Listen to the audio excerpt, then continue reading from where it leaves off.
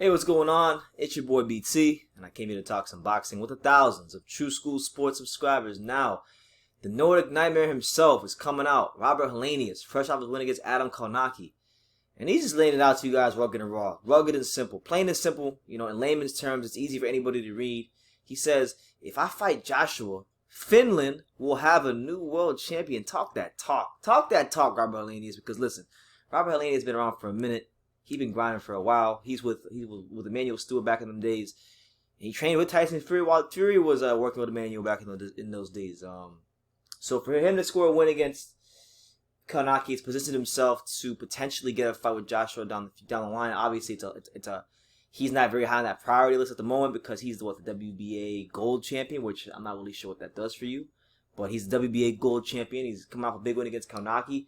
He's a solid guy, and he wants that fight, as many fighters do. And he really thinks he could beat him. And he would know because he sparred with him many, many times in recent years.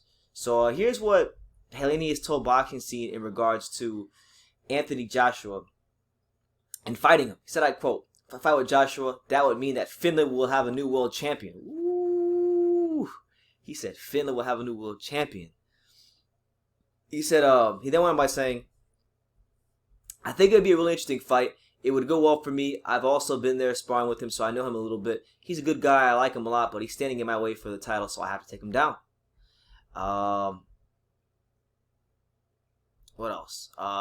Robert Helenius' managers and advisors also made some quotes in regards to what's going on with the guys that are above him, because as many of us know, the WBA situation for any title, but mainly, especially heavyweight, the WBA situation for the heavyweight title is a shit show, because we know Joshua is the main champion for the WBA, but then after that it gets real confusing because you have Manuel Char and Trevor Bryan who are supposed to fight each other, and then somehow Fezzik Kendo still has his nose in the mix, and then you have Robert Helenius who's behind those guys as the gold champion. So his managers came out and just stated what they believe about that whole situation, saying, I quote, Char and Trevor Bryan certainly aren't more deserving of a title shot than Robert Helenius.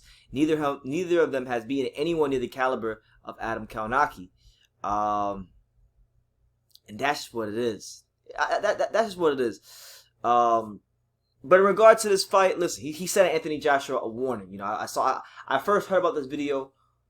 I first heard about this story when I watched the video on my main man, Raphael Dawkins' Combat Radio. Yes. Shout out to Raphael Dawkins' Combat Radio over there in Birmingham in the UK. Got mad love for my man Raphael, but he spoke about this, and this isn't a fight. When we talk about the top heavyweight fights between fighters, this one isn't in my top 5, and it's probably not even in my top 10. But is it a fight that I would be against if it was like the last option? No. I think Helenius is a better heavyweight than people have given him credit for. He's been a weird fighter because he's been fighting up and down to the level of his opposition. He beat Adam Kalnaki, who was an undefeated fighter. Some people regarded him highly as a guy that could challenge for a world title before Helenius beat him. But the fight before that, Helenius got stopped by Gerald Washington, who nobody regards highly. It's the same Gerald Washington who got flattened by Charles Martin. And then if we go back earlier in his career, he beat the likes of Derek Chisora. He fought Erkin Temper. I think he beat Erkin Temper, but don't quote me on that one. He's been around. He's a true battle test heavyweight veteran. He's strong. He's durable. I mean, if we look at this picture right here, he looks bigger than Anthony Joshua in terms of his frame. So he's a big boy. And to get a guy like Robert Helenius out of there, to really beat Robert Helenius and fold him up, it takes that extra bit of quality. So in the future, if Fury fight can't get done, if they don't do Dillian White or anything like that, or if Joshua's not fighting like a Hrgovic or anybody like that, I wouldn't mind this fight. Helenius, I think, has earned the right, not for a Joshua fight yet. I don't think he's earned the right for a Joshua fight yet because, a Kalnaki win is good. And it's a very good win for his career because, people, so many people, hand raised, myself included, I was writing him off. I was saying, well, look, he just got stopped by Gerald Washington. I'm not so sure how he's going to beat Kalnaki, even though I don't think Kalnaki's that good.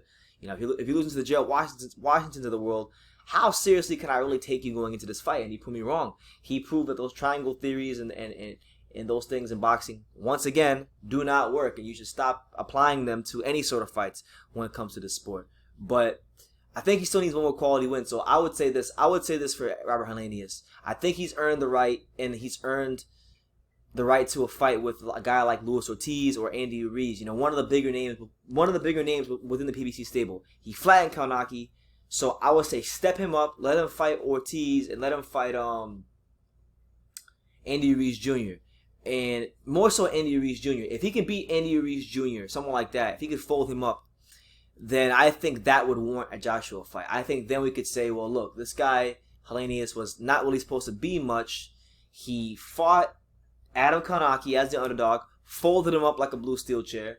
Then he fought Andy Ruiz, who Joshua got flattened by in his first fight. And in his first fight against Andy Ruiz, he beat Andy Ruiz. So then that would put pressure. I would then begin to put pressure on Matchroom Boxing, Eddie Hearn, and all parties involved to make this fight.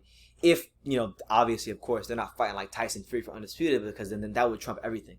But if they're not fighting Tyson Fury, if Tyson Fury wasn't going to fight Joshua next for undisputed, and let's say this guy got a win against Andy Ruiz Jr., I would clamor the hell out of Robert Helenius getting a fight against Joshua, because those would be 2 back-to-back wins against, you know, name opposition, names that have either been linked to or have fought Joshua. And I think this fight would be a good test for Joshua, because, you know, one thing a lot of people have questions about, not me, I know Joshua's a tough fighter, and obviously I'd pick him to beat Helenius. I think that's like a 75-25 type of fight. But I would say this about Joshua: his like people that really hate the guy or his main detractors, they always question his toughness, and they always question, you know, his heart, because he's made so much money in boxing at such a young age. He could never throw a jab again in the sport, and he'd be just fine. He'd be just fine, and he could, you know, he'd have all kinds of endorsement deals and sort of side gigs waiting for him when the sport ended. So, you know, Anthony Joshua, he doesn't really need boxing like that. So people want to question how much his heart really is still in it. And if a guy like Helenius hit him, I think we learn a lot. You know, if Joshua were to get into exchanges with Robert Helenius, you know, it'd be a very interesting scenario, because Helenius is so tested, so, you know, strong, so durable, and they know each other quite well. So I think it'd be a good fight. But there you have it. The Nordic Nightmare himself. He's out here flexing his muscles. He's really feeling himself. He's in the building and he's feeling himself. Letting the world know, letting boxing scene know, letting the boxing fans, and letting Anthony Joshua know that if they fight, Finland will have a new world champion. You know what? Finland, stand up. Helsinki, Finland, stand up. Word to my main man, and rest in peace to my main man, former heavyweight champion himself. I think he was heavyweight champion. Oh no, he wasn't heavyweight champion, but former heavyweight title challenger back in the day, Ignemar Johansson. You know, he had that great trilogy of Floyd Patterson. If you know, you know. You know, so shout out to Ignemar Johansson. He's Finnish, I believe. Shout out to Robert Helenius. And yeah, let me know what you guys think.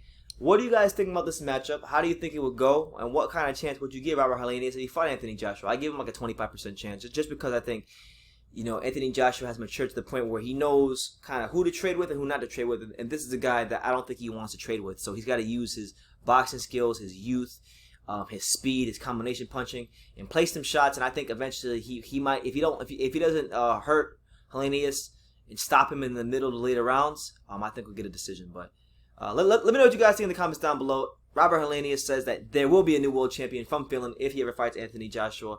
So yeah, leave your comments down below. Take the time to subscribe, and like I say in every single one of these videos, you can love me or you can hate me, but I'm just a kid from Dania. So until next time, take care, guys.